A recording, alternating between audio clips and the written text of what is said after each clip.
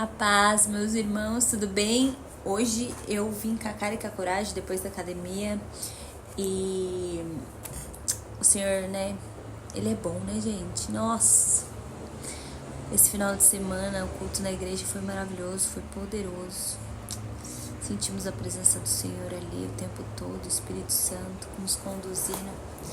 E isso que importa, né? Hoje vai ter um pouquinho de barulho porque eu tô cuidando da casa. Mas eu tinha que gravar esse vídeo.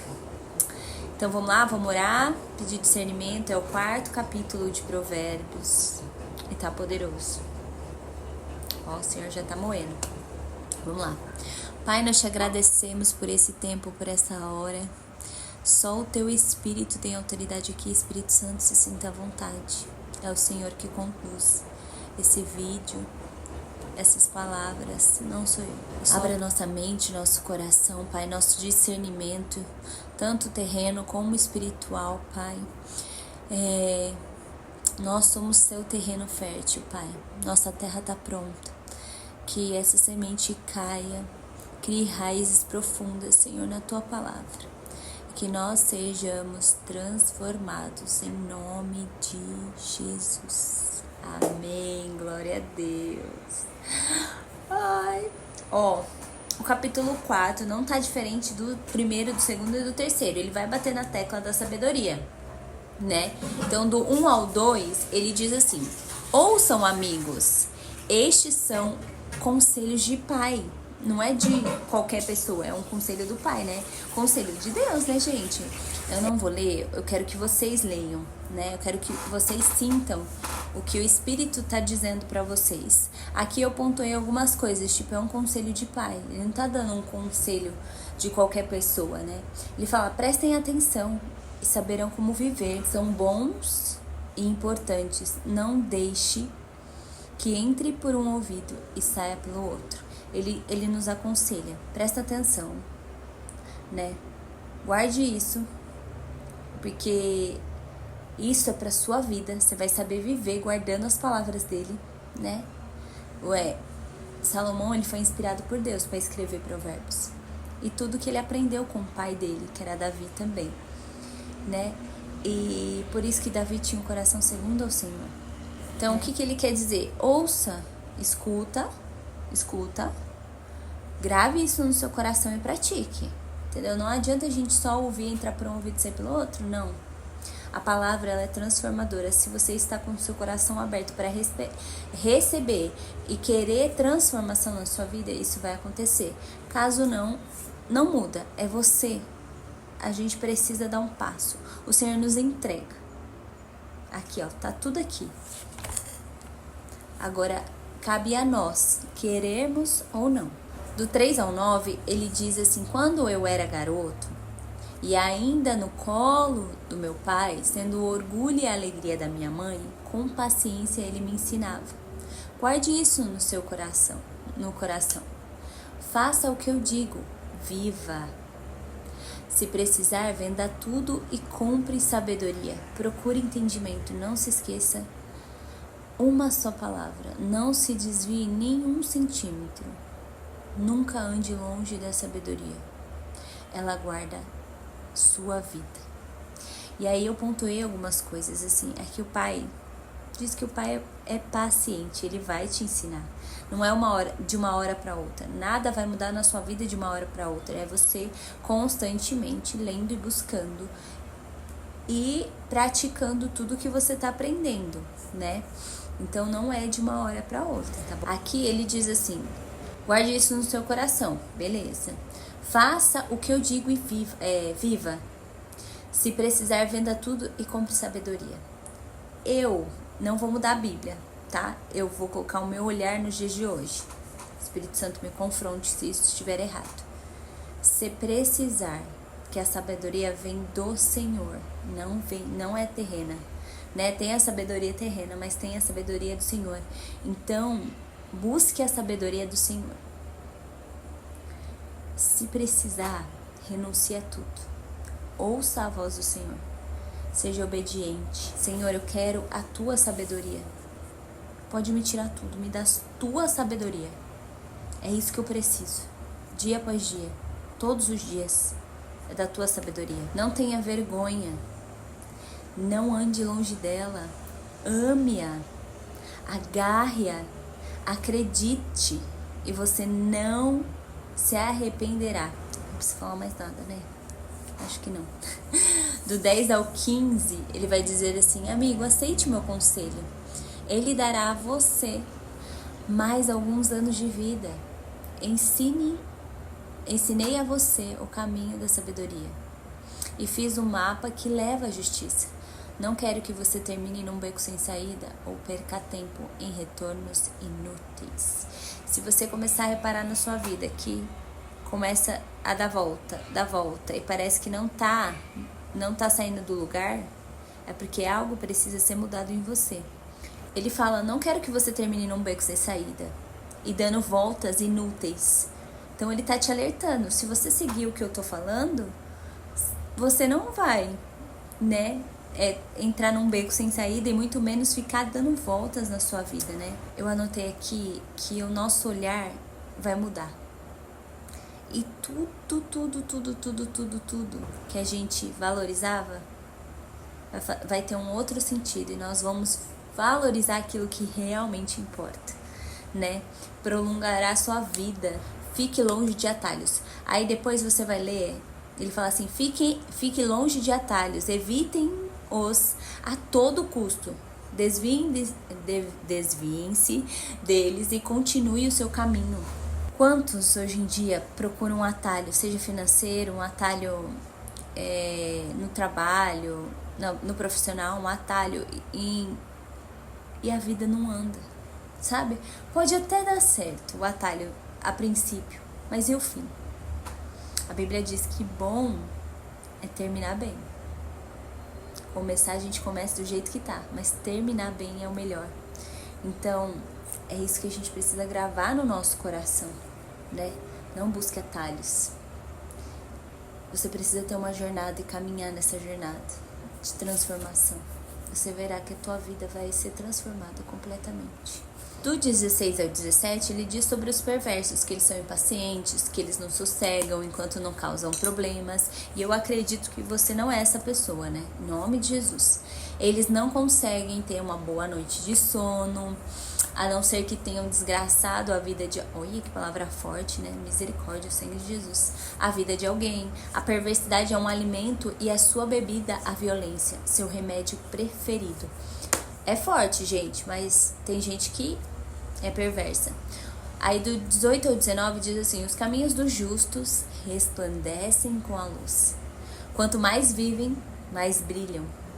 Mas o caminho da injustiça é a escuridão cada vez maior. O injusto não vê nada. Tropeça, cai e nem sabe em que tropeçou. Nem preciso comentar também, né? Nem preciso. Agora a gente vai pro final. Do 20 ao 27, ele tem um título: decore isto, né? E eu vou ler pra vocês. Amigo, ouça bem as minhas palavras, dê ouvido à minha voz. Mantenha esta mensagem à vista o tempo todo. Decore, guarde na mente e no coração. Quem encontra essas palavras vive de verdade. Eles são saudáveis de corpo e alma.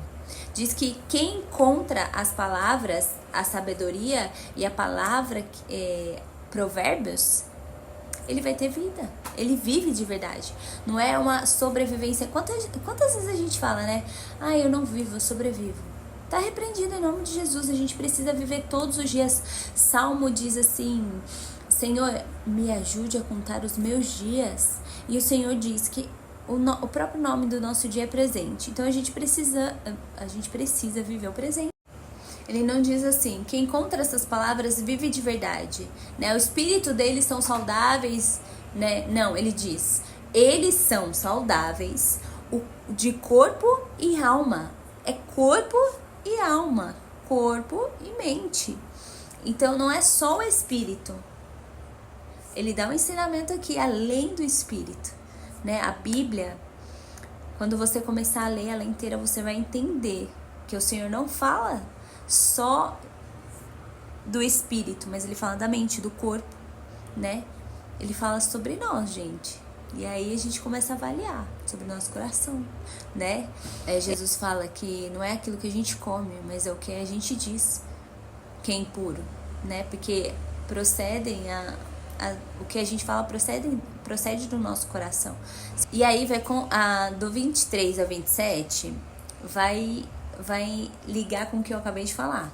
Então, vigiem sempre os seus pensamentos. Se você vigia os seus pensamentos, o que você pensa, isso não vai pro seu coração e não vira uma ação. Então, eu penso, levo pro coração e ajo, entende? Então, primeiro você pensa se isso vai agradar ao Senhor ou não. Se eu tô condizendo com aquilo que eu li, que eu tô tentando mudar na minha vida ou não. Então, a gente começa no pensamento, né? E diz assim, deles dependem a sua vida. Então, do pensamento depende a sua vida. Você vai mudar ou não? Se você começar a policiar os seus pensamentos, tudo vai mudar na sua vida, né? Mas, gente, misericórdia, o pensamento tem que ser bom, né? Não se distraia com conversas maldosas. Aí a gente vai entrar num ponto de mesas, tá? Eu quero ser bem sincera. Quando o Senhor começar a falar com você, eu não sei em que fase você tá, né, com o Senhor. Quando ele começar a ministrar no seu coração, ele vai te levantar de mesas. Pessoas vão sair da sua vida, outras vão entrar. Às vezes você vai ficar por um período sozinho, não vai ter com quem você falar, porque o Senhor vai tratar o seu coração. Então, é aí que ele diz, não se distraia com conversas maldosas. Se você tá numa rodinha, o pessoal tá falando de coisa má, tá sendo mal, tá sendo soberbo, ganancioso, tá caçoando de alguém, zoando de alguém, tirando sarro de alguém, gente, já se retira, tá? Aqui diz, continua, evite a falsidade, mentiras e fofocas. O Senhor abomina a fofoca. Deixa eu falar uma coisa pra você, eu vou ser bem vulnerável pra vocês aqui. Sobre fofoca. Eu me converti em 2021, vai fazer 5 anos em novembro. E fofoca sempre foi uma rodinha que eu me infiltrei. Até mês passado, esse mês. Por quê? A gente tem uma cultura de dizer que fofoca é normal. Aí você pega os crentes falando assim, a gente adora uma fofoca. Deus abomina a fofoca. Quando eu li isso, falei, meu Deus, o sangue de Jesus. Mas em nenhum tempo, em nenhum período eu tive temor ao Senhor. Eu só li, falei, misericórdia. Mas eu tava ali no meio de rodinhas de fofoca. Muitas vezes eu era a percussora da fofoca. Porque pra mim era algo, um comentário, não era fofoca. Só tô comentando. É isso que a gente acha. Até eu entrar no pecado da maledicência. E quando eu entrei, gente, foram 2 semanas da minha vida completamente perturbada na mente. Completamente. Vocês não têm noção do quanto eu fiquei conturbada. Então, o Senhor me tratou, sabe? E hoje eu oro ao Senhor e falo assim, meu Deus, me levante dessas mesas, né? Mas depende da gente também, não só do Espírito Santo, né? Ele diz assim, evite a falsidade, evite tratar a pessoa de um jeito, aí ela virou as costas, você falar mal dela, sabe? Ai, amiga! Mentira. Crente, se tu mente, você sabe quem é o pai da mentira, né? Eu fico assim pra minha filha quando ela mente, você sabe quem é o pai da mentira, né? A Bíblia é bem clara em dizer isso. E é verdade. Você sabe quem é o pai da mentira? Se você tá obedecendo mais o pai da mentira do que o seu pai de verdade, Deus, desculpa, minha filha, mas tu não é filha, não. Tu é filha do outro lado, entendeu? Então você tem que abrir o olho. Aí diz assim, mantenha os olhos fixos à frente. E eu coloco aqui, mantenha os olhos fixos em Jesus. Não se distraia com coisas fúteis. Eu vou dar uma tarefa pra você. Comece a anotar as coisas fúteis que você tá fazendo. Anota. Senhor, isso é fútil. Isso é fútil. Isso é fútil. E aí os seus olhos vão abrir diante disso. Olhe sempre por onde anda. e o chão onde pisa seja bem firme. A nossa rocha é Jesus. Então, olhe para Jesus e caminhe o caminho de Jesus. Eu vi um vídeo do Luiz Hermínio que ele diz assim: carrega a sua cruz. Jesus já carregou a dele. Ele não vai carregar a tua cruz. Então, o que é a tua cruz? O orgulho, a ganância, a soberba, a inveja, tudo que é de ruim, a mentira, a fofoca, a falsidade, coisas maldosas. Ai, ele merece pagar. Ai, tomara que ela colha aquilo que ela tá plantando. A gente colhe tudo que a gente planta, mas como que tá seu coração falando essa frase? Qual a intenção do teu coração falando essa frase? Ai, amém. A gente tentou, mas infelizmente as pessoas não escolhem. Tá vendo a diferença? As pessoas escolhem, né, o caminho que quer seguir. Entende? É a intenção do seu coração. Como você fala. A gente tentou ajudar, mas, né? Amém. Deixa Deus trabalhar. Ah, não, ela vai colher o que ela tá plantando. Tá vendo? A intenção. Aí diz assim, a última frase: não olhe nem para a direita, nem para a esquerda, e fique bem longe da maldade. Acabei de falar. Provérbios, ele nos desconstrói. Desconstrói tudo aquilo que a gente acreditava. Mas quando Jesus entra, tudo muda. E muda porque você conhece ele. E quando você conhece e se apaixona por ele, você quer agradá-lo, você quer andar em obediência, você quer ser transformada. Porque o amor dele é tão puro, quando entra, não tem como. Hoje o vídeo ficou um pouquinho mais longo e espero que essa palavra, por mais que dura que tenha sido, porque eu acredito que tenha sido, porque pra mim muitas vezes também, gente, eu já li Provérbios várias vezes, não é a primeira vez. Ele é confrontador, ele endireita, sabe? Se você tá aqui, ó, o pezinho tá ali na esquerda ou na direita, ele volta pro caminho, sabe? Então eu espero do fundo do meu coração que esse capítulo seja transformador na sua vida. Que você comece a podar aquilo que não agrada ao Senhor. Comece a mudar seu pensamento, sabe? E deixar o Espírito Santo livre, ter livre acesso sobre o seu coração e sobre a sua mente, em nome de Jesus. Tá bom? Se você chegou nesse vídeo, é porque Deus tem algo pra você. Porque eu mal tô divulgando ele. Esses capítulos, eu falo: Senhor, o Senhor vai entregar o vídeo pra pessoa certa, na hora certa. Mesmo que esteja uma visualização, já vale a pena. Não é sobre números, é sobre a transformação do Espírito Santo. E que seja em uma pessoa. Se for, tudo bem. Em nome de Jesus. É isso. Então, deixe o Espírito Santo livre para te transformar. E a gente se vê no próximo capítulo de Provérbios 5. Tá bom? Deus te abençoe, te guarde, te proteja. E que essa palavra venha a culminar no seu coração, sabe? Em nome de Jesus, que ela cresça e floresça e prospere. Deus te abençoe e até o próximo vídeo.